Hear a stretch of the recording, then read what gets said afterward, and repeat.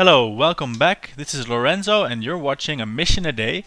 Today we have mission 36 if I recall. Could be 35 but that'll sort itself out soon enough. If the number matches the one that's in the description, that's correct. Otherwise I'm making mistakes. Don't mind me. Mission a day. Today we're looking at the Vall station, interplanetary exploration craft / space station, famously so. And it has been fully fueled and assembled here in Minmus orbit. Well, there's Minmus. It wasn't assembled here at Minmus, but it was fully refueled here. As you saw yesterday, the fuel miner did that, mined ketane on Minmus, and then traveled up to the space station, the ship, to refuel that. In total it took 3 trips, and I haven't taken the trouble to show you that because that was very repetitive indeed. Here we are, lined up and waiting for our transfer to Joule. This burn here will first put us in a high circular, well somewhat circular, orbit around Kerbin, from which it will be somewhat easier to make our ejection burn, our transfer, which you can see our orbit around Minmus here is fairly slanted, inclined and not very circular, making it hard to put an accurate ejection angle from there. So we're first going to get into Kerbin orbit, and then when we're in this region it should be easy to get into Joule, into a Joule insertion burn. Now I'll be doing a lot of cutting and pasting and fast forwarding, and that, as you can see, the frame rate is not very good, so I'm not going to subject you to extended periods of choppy gameplay. I'm going to minimize that as much as I can.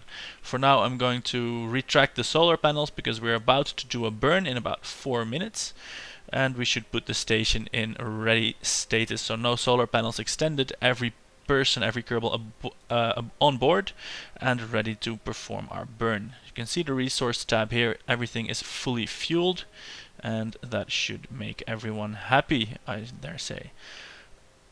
What we're going to do is we're going to put this on a Joule transfer window, and then we're going to launch a separate ship from Kerbin, a unmanned Joule lander, or a Vall lander landing on Joule. That doesn't go so well as we have seen previously. A unmanned Vall lander will make the journey independently of the ship and will be available, if all goes well, for Bob or Bill to use at Vall to land there, plant a flag and establish the first Kerbal presence there. So that's the plan. For now though, we're taking baby steps and we're going to start with this 40 meter per second burn in about 4 minutes. Before we get there, let's have a look at our mission controller. We have 270,000 credits. I've not factored in any money from new subscribers or viewers over the past few days, so that should be a little bit more. You'll probably see that factored in tomorrow. Now if we just grab the missions that J Cheetah made, we have a mission to Joule and possibly beyond.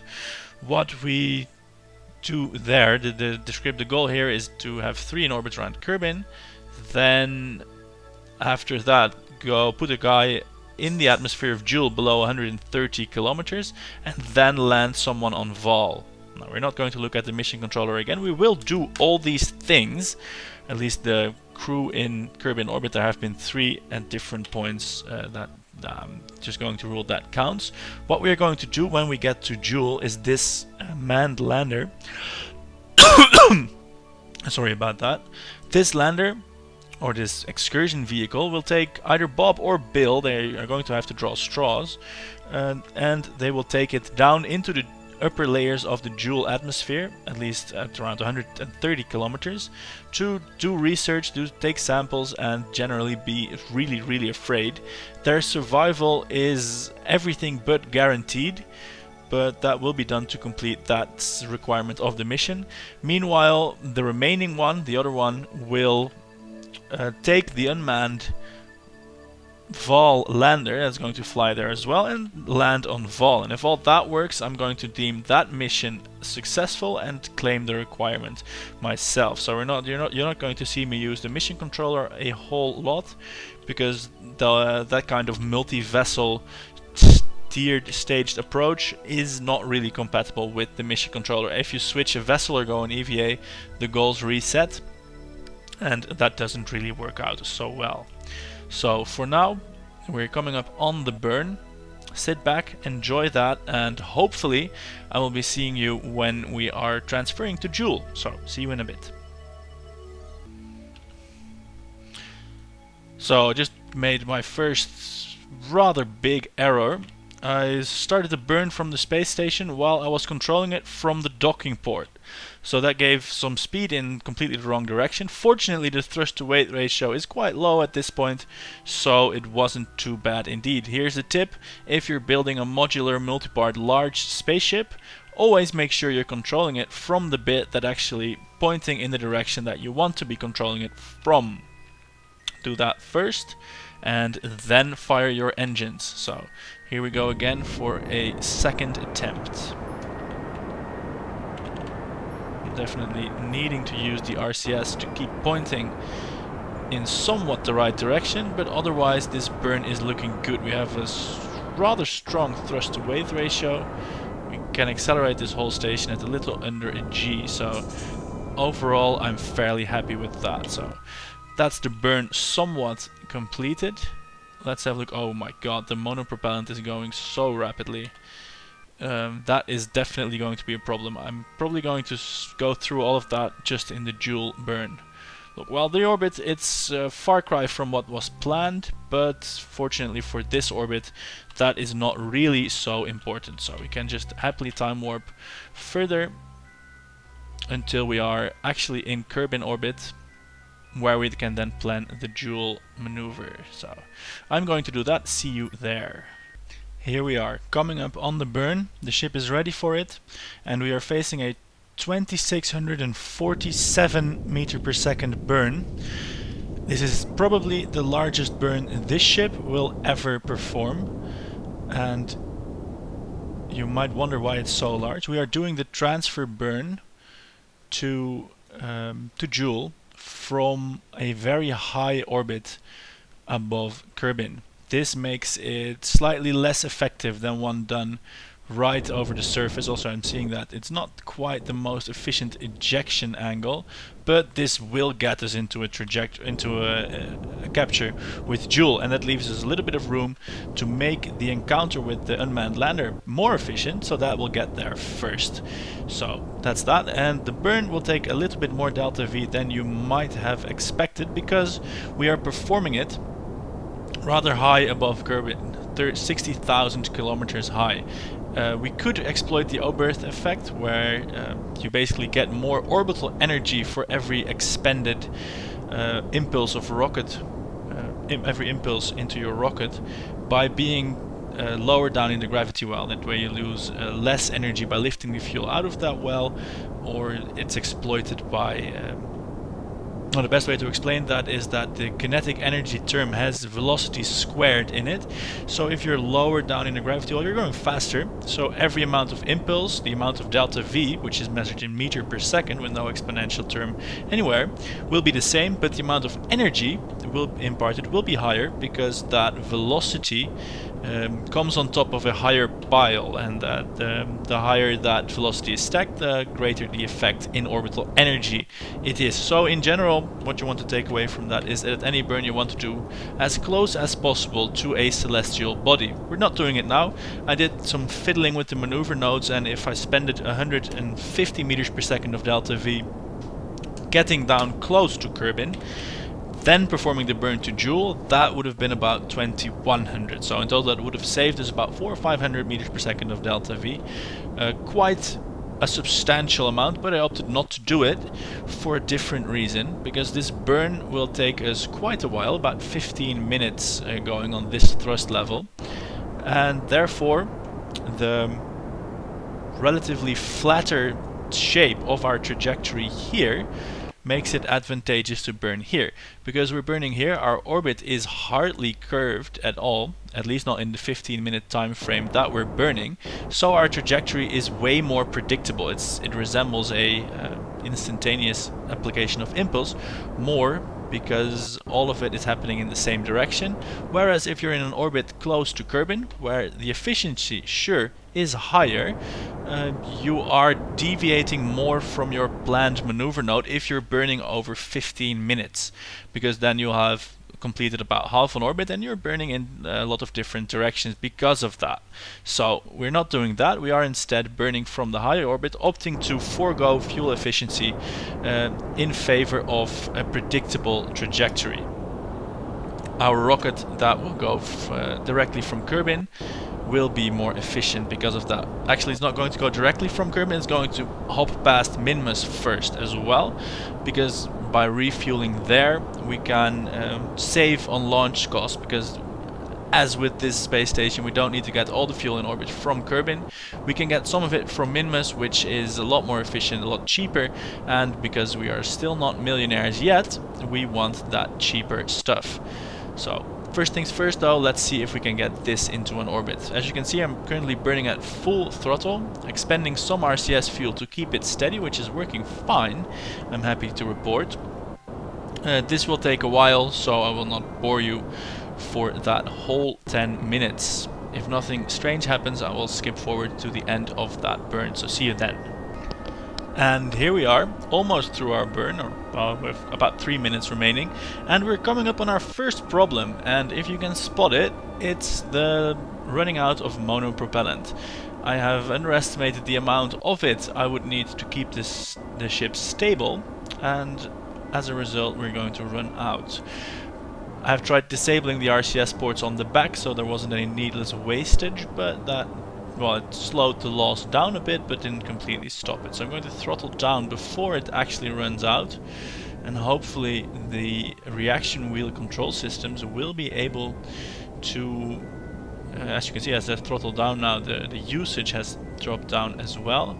Hopefully regular attitude systems and engine gimbaling will be able to maintain stability. If not, we're going to have to do a lot of manual steering, which will, well, it will be annoying for me because I'm the one that has to do it, and I will edit it into a watchable version for you anyway. One of my viewers suggested turning off this engine so that the thrust would be off center as well. If things are not managing, I will try that, and of course also try balancing things by transferring fuel, which is something I have tried already but might have to do a little bit more of. We're running out right at this moment, so I'm going to transfer some fuel again to see if that could possibly fix things. Let's have a look, transferring more and more and more fuel. Stop that now. Stop it, stop it, stop it. Now we are heading the other way, so that did work. It worked far too well. I'm going to have to cut the engine and transfer some of that fuel back, because we are now listing the other way, which is of course also not the plan. So I'm going to try and go in the middle here a little bit more and see if we can't balance it that way. If this doesn't work, I'm going to try and do it with the engine disabling, but that doesn't. I don't really like to do that because, well, then I brought the engine along for nothing, and that's not nice. I need 500 meters per second of delta V more. I'm now on the manual controls. I'm going to disable the SAS system, just doing it manually now, and it seems to be working. And at least it's not spiraling out of control madly. We're at about half thrust now, and I don't have to give mad amounts of control.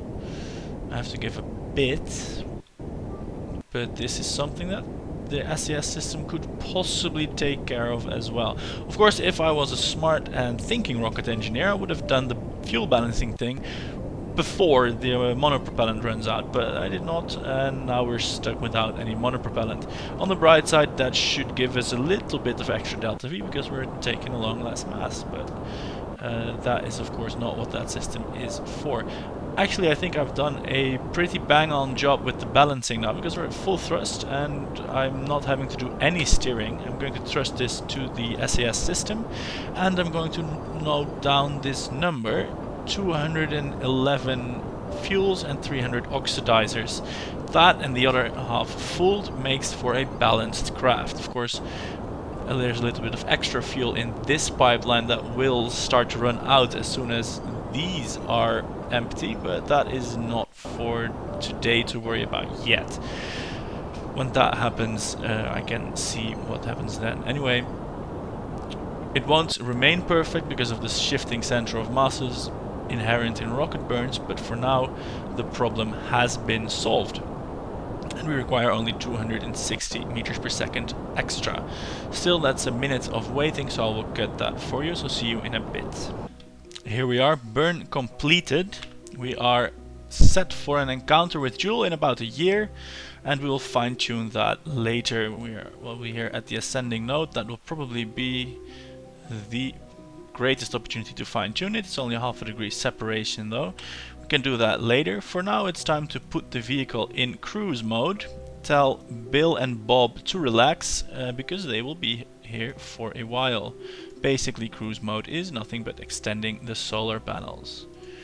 Now that burn was quite successful. We did spend all the monopropellant, but we do have a verified encounter with Jewel, which is to say that they will be the first Kerbals to... they will not be the first Kerbals to leave the Kerbin system, because Jebediah did that by accident. We're still going to save him, not quite sure when though. And they will be the first Kerbals to ever visit Jewel and hopefully Vall, if all goes well. So they are a historic duo, which of course they were already, Bill and Bob. And what we're going to do now is going to the launch pad to launch the unmanned lander that will take one of them down to Vall, an integral part of this mission. So let's hope that that goes well, because if not, then the launch window will have passed, and I don't really see a way to get that up there. So let's have a look. We have the Vall Explorer 2, the one that... Ooh, is it Kearney? Are we going to send Kearney? We're not going to send Kearney, no way. I'm wondering now, did I put a remote control thing on there, or does Kearney have to go? No, Kearney can't go. Launch that, and we'll see if it's controllable. If not, then we might have to send Zombie Kearney in that lander, but that kind of defeats the idea of having a nice spaceship with the crew and an unmanned robotic lander. I like that. So one of the boosters just exploded. We're going to see if we can't do that again without exploding it, because that sometimes happens, and it's definitely a glitch. It's not something that I do by pressing a key or something. Now it's just gone. So we're definitely going to go to the vehicle assembly building for that flight. It seems to happen to me when I spawn a rocket by clicking on the launch pad in the space center and then selecting a rocket instead of going in the vehicle assembly building and then going outside. Just to be sure though, I'm going to put the clamps on a different spot. We have this here. Yes, this should all be fine. I think I put a unmanned... Yeah, I put a unmanned pod there in the roof of that lander can, so that should be possible to remote control that. So no Kearney in the lander can.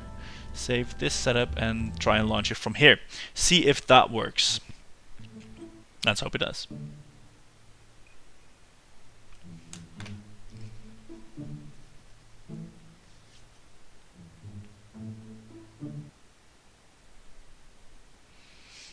Here we go, no unseemly explosions so far. 270,000 credits we have. This one is 84,000, so a sizable part of the budget, and one of the first spaceships we're launching that actually costs us money. So this has about 8 kilometers per second of delta V, not quite enough to confidently get to Vall and land there, but it's going to pass by Minmus for a refueling stop. First things first though, here comes the launch. So as I said, this has a low amount of thrust to weight ratio. I didn't say that actually. But that should improve once we get higher up. Then we have the side boosters that are designed to parachute back to Kerbin. They have parachutes and should recoup some of the money that they cost us to launch them. So we are pitching over. You have to be careful with this rocket because it has quite a wide top with a lot of drag, which makes it a prime candidate for flipping over. We do have a reaction wheel, if I remember this correctly, and we have the wings. It is misbehaving rather spectacularly here, and let's have a look at that. It's not going well at all. I'm going to try and reset this rocket to fire straight up. This might have been one of the design caveats that had to happen before it could work. Now this is definitely crashing, So that's a loss for us here. I'm going to deploy these parachutes to get at least some of the money back. Oh, well, that one is not going to be salvaged. And now I'm going to fire the nuclear engines. And maybe we can land this and get some of our cash that way. Doesn't look promising though. That booster might work. We don't have any parachutes for this, obviously. And hey! We survived the landing, sort of. So we can reclaim this money. And we're going to wait for that booster to come down. Because then, ooh, there's a lot of trash coming down. We're going to wait for that. Ooh, oh shit. Oops. I meant to hit physical time warp. That would just drop them down a bit faster. But I hit the actual time warp and that despawned them. So no money from that. But we're going to recover this. And hopefully we'll get some money from that. Recovered scrap materials. That should give us at least some cash. Yes, there we go. We have 18,000 monies recovered. So it was a loss, but not quite a spectacular one. And we're just going to go ahead and try that again. And this time we are going to stick to our traditional launch path. Very inefficient, but straight up most of the way, and then turn. And this is necessary because of the wide lander on top, what supplies a lot of drag. And if you start turning the rocket, the center of thrust moves out behind the center of mass and the center of drag. Not so much the center of mass, but most the center of drag.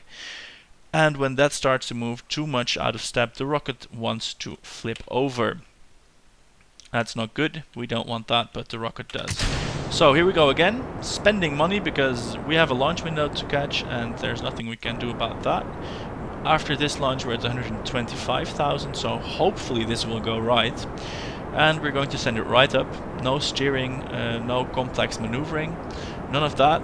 At least not until we're out of the atmosphere. Once we get higher into the thinner bits of the atmosphere, the drag should be diminished, and that will serve to reduce the effect of tumbling over. So then we can safely pitch over, put this into orbit, and get to Minmus with this lander, where it will refuel and shoot off to Joule on its own. Now, don't worry, I won't show you all of this because you've seen this, well, not with this rocket, but parts of it you have definitely seen before.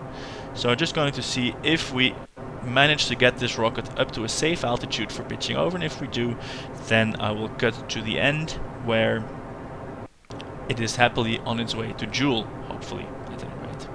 Or actually no, when this rocket is safely in orbit, I'm going to leave it here for today, and tomorrow we will talk about the actual journey to Joule and Vall, because that is probably going to be a headache in and of itself with a lot of interesting stories. For now though, let's wait for state separation. We are at 10 kilometers now, looking good, not pitching over, not crashing, not tumbling. It is a little bit dark here, so it is hard to behold the splendor that is this rocket. Now, while we were crashing, the boosters did kind of crash into the central stack. Hopefully that does not happen while we are flying, and it will become time to separate soon enough, where we can find out. Look at the trident of rocket plumes, two of which should disappear shortly. So there they go, and there they go, and the separation was a success. Now the rocket's thrust to weight ratio is just under 1, but as soon as we burn some of the fuel, that should climb above 1 again. And we are indeed still climbing and accelerating. We're about 30 kilometers now, which is, I feel, a safe altitude to attempt a pitch over. So here we go.